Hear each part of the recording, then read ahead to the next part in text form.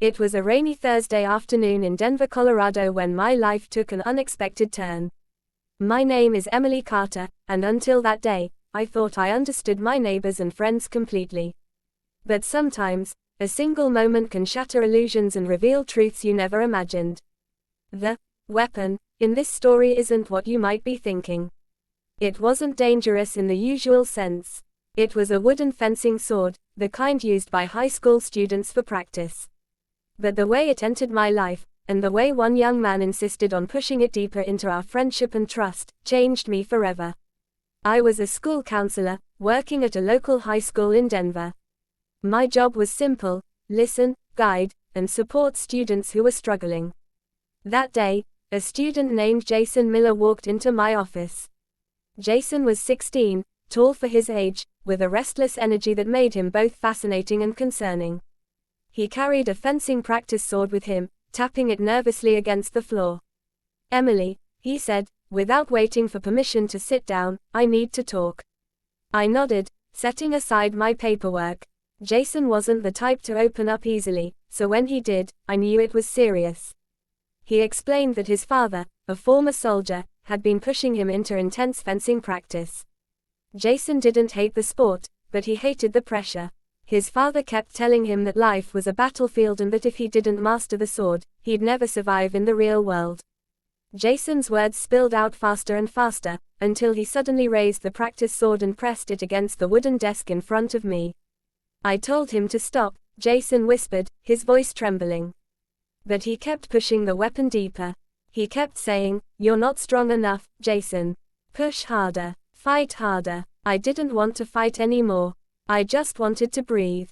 At first, I thought Jason was only describing fencing, but as he spoke, I realized he was really describing his father's expectations, the pressure of never being allowed to fail, and the pain of constantly being pushed further than he could handle. My heart broke for him. I knew too well what it felt like to live under relentless pressure. I leaned forward gently. "Jason, you're not weak. Wanting to stop doesn't make you weak, it makes you human. No one should push you beyond your limits without your consent. Not even family." Jason stared at the sword in his hand. For a moment, I worried he might lash out, not at me, but at himself.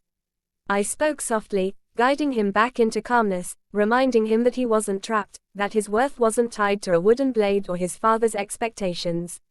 Over the next weeks, Jason came back every day. Sometimes, he brought the fencing sword, holding it like a symbol of the pressure he carried. Other times, he came empty-handed, and those were the days when I saw him begin to heal. We started small exercises. I encouraged him to write letters to his father, not to send, but to express his anger, his sadness, and his longing for freedom. Jason poured his heart into those pages. Each word was like pulling the sword out of his chest, piece by piece. One afternoon, Jason walked in smiling for the first time. He placed the practice sword on my desk and said, "I don't need this anymore." That moment, I realized he had taken the first step toward reclaiming his life. But the story didn't end there. His father eventually came to the school after hearing Jason had quit the fencing team. Their confrontation in my office was tense, filled with raised voices and heavy silence. Yet, in that difficult hour, Jason found the courage to speak. He stood up to his father, explaining that he couldn't keep carrying the weight of someone else's dreams. His father's face shifted from anger to confusion, and finally to a reluctant kind of respect. It wasn't perfect, but it was progress. Months later, Jason joined the school's art club instead of fencing. He started painting swords on canvases instead of wielding them in combat. His weapon was no longer wood and steel, but brushes and colors. He was still fighting, but this time, it was for his own identity, his own peace. Looking back, I realized that the day he said, "I told him to stop, but he kept pushing the weapon deeper," wasn't about violence at all. It was about resistance and growth. It was about finding the courage to say no, and learning that strength isn't measured by how deep you push, but by how firmly you stand your ground. Jason's story taught me something too. We all carry weapons in life, expectations, pressures, fears. Some are handed to us by family, some by society, and some we forge ourselves.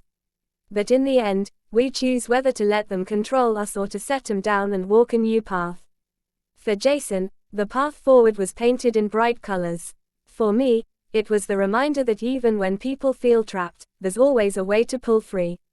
And that wooden sword, it still sits in my office today, not as a weapon, but as a reminder that sometimes the heaviest battles are the invisible ones inside us.